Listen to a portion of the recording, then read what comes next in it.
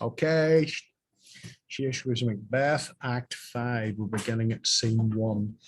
And in this scene, this is the Act 5 is really the final downfall of Macbeth in that sort of vein of the tragic hero. And so in this scene, it kind of pictures what has become of Lady Macbeth, and in a way, kind of how she's dealt with the fallout from the murder of Duncan. So we've got the Doctor of Physic and the waiting gentlewoman. The waiting gentlewoman would have been the servant of Lady Macbeth, and the doctor is obviously there to make sure that she is of sound body. All right. But as we see from this particular scene, it's not the body that she's got a problem with, it's the mind. Okay. Doctor, I have 2 nights watch with you, but can perceive no truth in your report. When was it she last walked? Since His Majesty went into the field, I have seen her rise from her bed, throw her nightgown upon her, unlock her closet, take forth a paper, fold it, write upon it, read it, afterwards seal it, and return to bed. Yet all this while in the most fast sleep. Now, if we kind of look at this briefly, she says, since Her Majesty went into the field.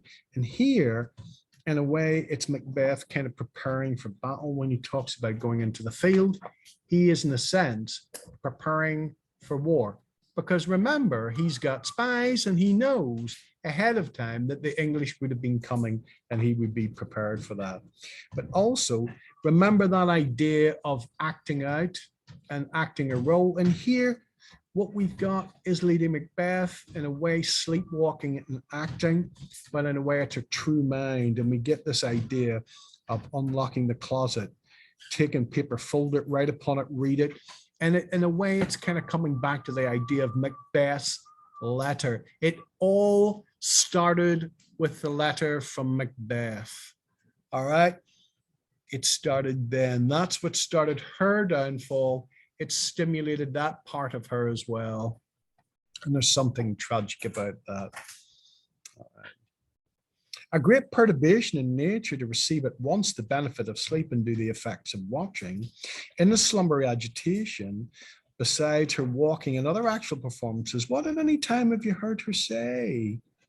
And the nature of this is the doctor wants to know, what is she saying? There is something wrong, a great perturbation in nature to go to sleep, but not get any benefit from it. But remember, we're coming back to the murder of Duncan when Macbeth says, Macbeth has murdered sleep. I heard that. Macbeth will sleep no more, and Lady Macbeth will sleep no more. And we get this idea of sleep as being something restful, and for her, it's almost turmoil. She is so racked in her mind that she cannot rest.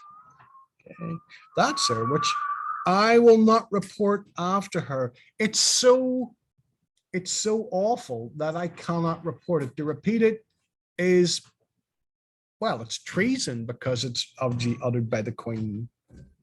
You may to me, 'tis most meet you should, neither to you nor to anyone, having no witness to confirm my speech. And she's smart. She knows that no one's heard me say this. All right. And so if there was another witness, I might, but because it's just me, then people can accuse me of kind of making things up. So it again, a very dangerous time to be in the court of Macbeth. Even Lady Macbeth's lady servant fears the consequences of speaking.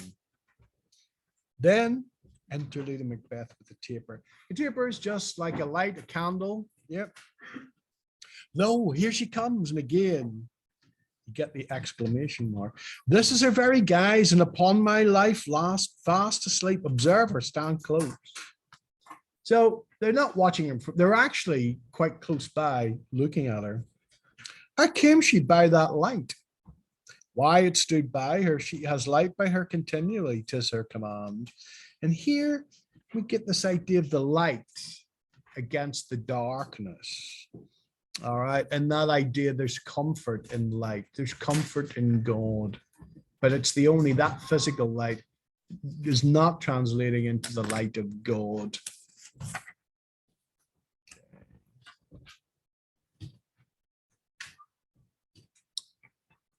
You see her eyes are open. Aye, but their senses are shut.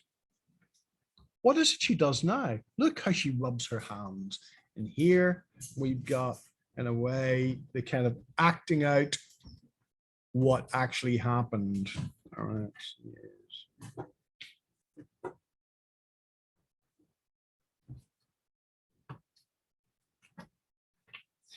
Cleansing her hands of Duncan's blood, which is interesting because her hands are clean physically, but it's her mind that cannot be clean. It is an accustomed action with her to seem thus washing her hands. I have known her to continue in this a quarter of an hour.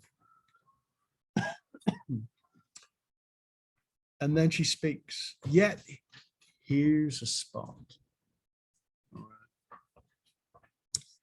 And she's speaking out loud. She's talking to herself, but obviously asleep in the presence of her servant and the doctor of physic. Hark, she speaks.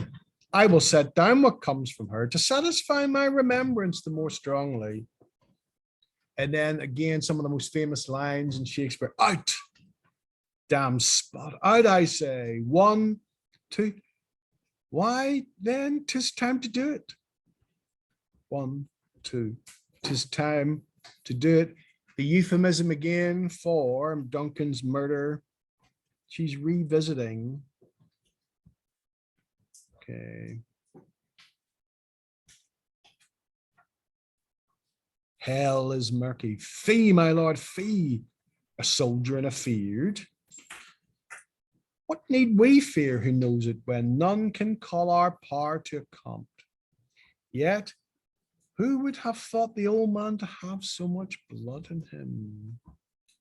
And we almost get, there's a real tone of arrogance here, and then a tone of regret. We get a sort of, here she sounds arrogant, and then we get almost a tone of regret. Okay.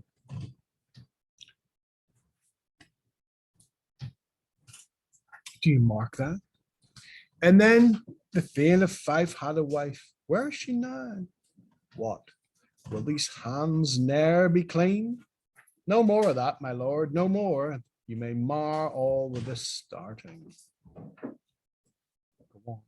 You have known what you should not. Here the doctor realized you have known what you should not.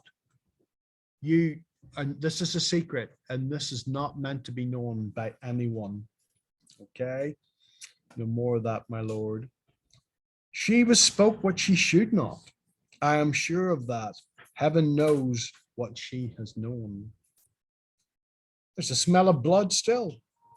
And then again, another famous quote, all the perfumes of Arabia will not sweeten this little hand, is again one of the key quotations of this scene and of Act 5. And then the doctor, what a sigh is there. The heart is sorely charged. Okay. I would not have such a heart in my bosom for the dignity of my whole body. Okay. Well, pray God it be, sir. This disease is beyond my practice, yet I have known those which have walked in the sleep who have died holily in their beds. Wash your hands, put on your nightgown, look not so pale. I tell you yet again, Banquo's buried. He cannot come out of the grave. So here we again get, she's aware of all of Macbeth's dark deeds.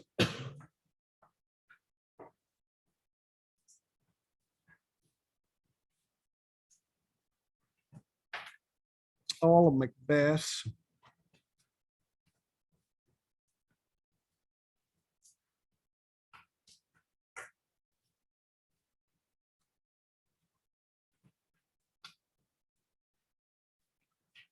Are playing on her mind. And in a way, we understand that. It was her that encouraged him. He said, no, we're not going to do this. And then she humiliated him and she persuaded him to do so.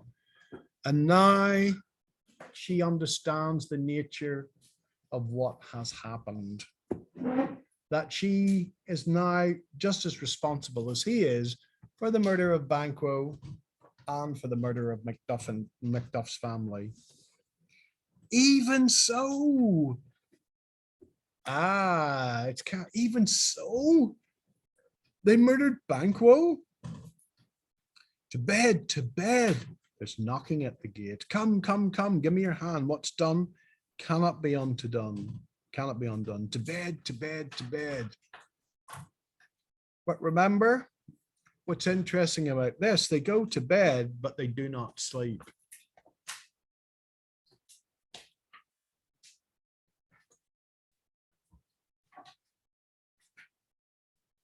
They cannot sleep. One, because Macduff's at the door, but two, their conscience won't allow them to do so. Will she go now to bed? Directly. Vile whisperings are abroad. Unnatural deeds do breed unnatural troubles. Infected minds.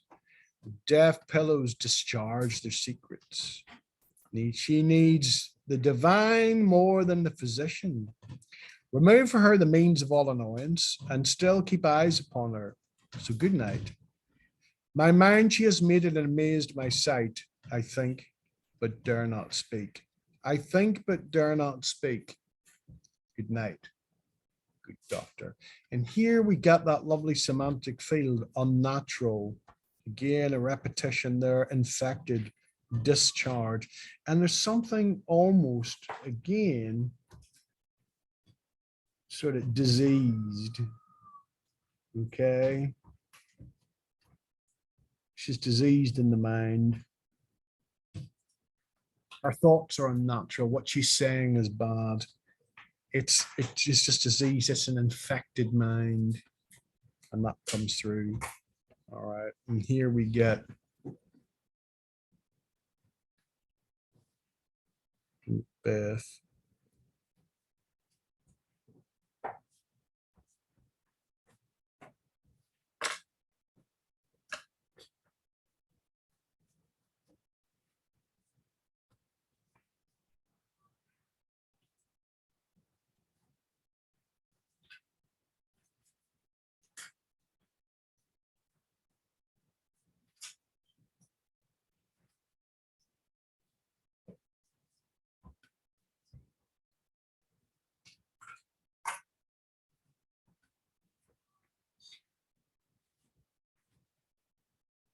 So Lady Macbeth pays a dear price for her actions as an accessory to the murder of Duncan. She cannot find peace.